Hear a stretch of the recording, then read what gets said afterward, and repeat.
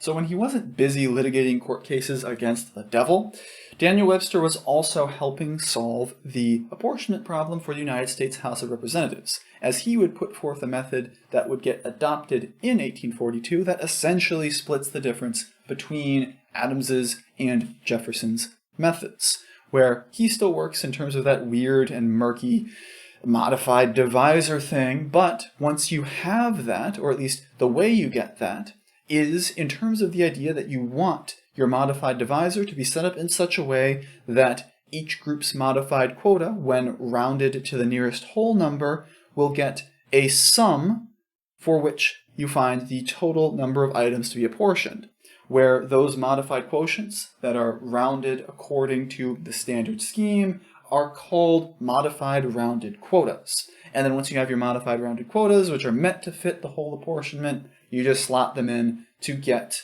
your groups apportioned.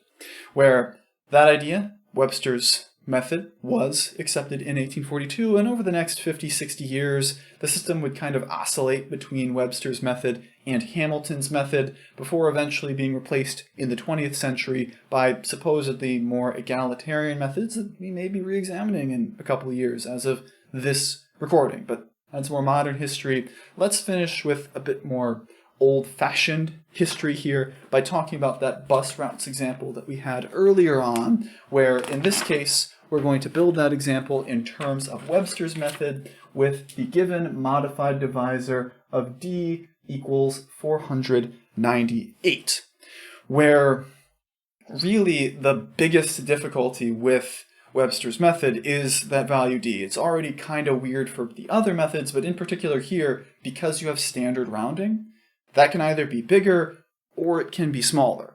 With Jefferson's method, remember that because we were always rounding down, we wanted to make our divisor a little bit smaller to make it fit. And with Adams's method, we were always rounding up, so we wanted to make it a little bit bigger to make sure everything fit. Here, some things we're making bigger, some things we're making smaller, so you kind of have to jump back and forth until you land where you need to go. Maybe the standard divisor ends up working. Usually that's too much to hope for. It's just too easy, isn't it? Anyway, with that divisor, because like I said, it's not interesting to do those guess and check problems, we can find our apportionments using this method, where we're going to take all of those passenger populations, and this time we are going to divide them by the divisor here of 498. So, dividing route A's population by 498 will give a modified quotient of 8.76. Then we'll get a modified rounded quotient from that of 9, because we round up, which will give the apportionment there, 9. Then in the next group, dividing 5130, by 486, gives a modified quota of 10.3, which we round down to 10 for our apportionment.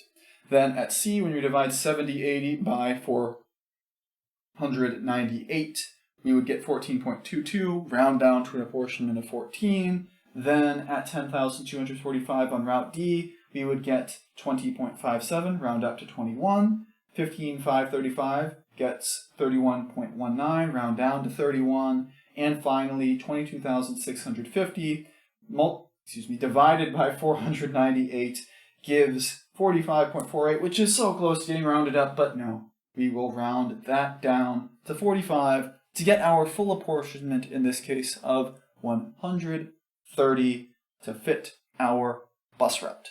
That's all of our buses in all of our routes with the system that fits the American House of Representatives circa the 1865. I guess.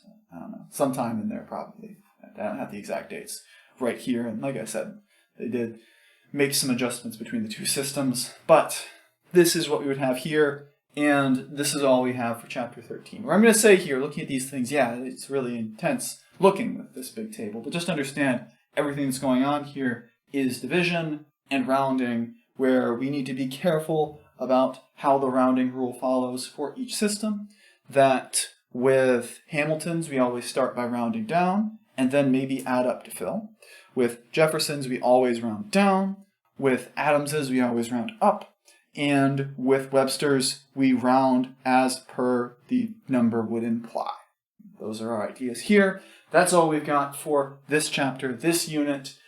Let's start thinking about that exam. Good luck on that exam, as it were. And then once we're done there, we're going to move into our last chapter of the semester, which covers a topic I didn't expect to see in this kind of class. I'm excited to get to, called graph theory. I'll see you in there in a little while.